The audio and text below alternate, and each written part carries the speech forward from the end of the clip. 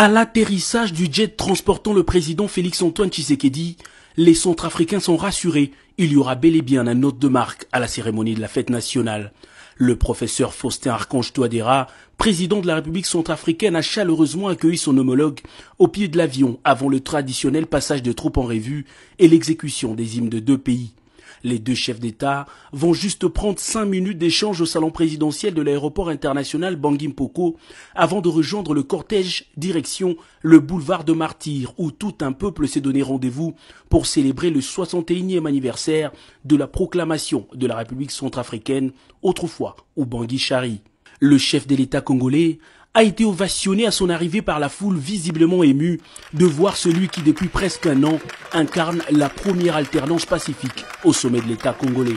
Toute une symbolique pour l'Afrique, mais beaucoup plus pour la Centrafrique en proie à de multiples conflits depuis 2013. À l'arrivée du chef de l'État centrafricain Faustin Archange Touadéra, 21 coups de canon ont retenti, donnant ainsi le ton à la grande cérémonie qui débute par l'élévation de quelques personnalités centrafricaines et étrangères à la dignité d'officier et des grands officiers de l'ordre national du mérite centrafricain à titre normal et exceptionnel. Au nombre de ces personnalités, le conseiller spécial du chef de l'État en matière de sécurité, François Beya, qui a reçu la cravate de commandeur de l'ordre national du mérite centrafricain. S'en suivra une très longue procession devant la tribune d'honneur qui va durer plus de 4 heures. Un défilé d'abord militaire qui a vu les troupes d'infanterie, celles de la force aérienne, toutes les unités de combat de la police et l'artillerie de l'armée centrafricaine parcourir les tracés du boulevard de Martyrs. Dans la partie civile, les élèves, étudiants et travailleurs de différentes institutions ont aussi défilé devant les deux chefs d'État au rythme de la fanfare kimbanguiste et celle de la police.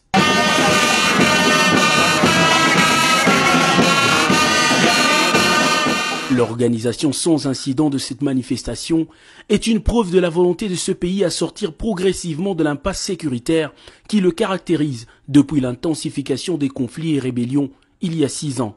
Le séjour du chef de l'État Félix-Antoine Tshisekedi à Bangui permettra sans nul doute aux deux chefs d'État d'harmoniser les vues sur les préoccupations communes. Les deux États partagent une frontière naturelle longue de 1600 km et sont donc dans l'obligation de se sécuriser mutuellement.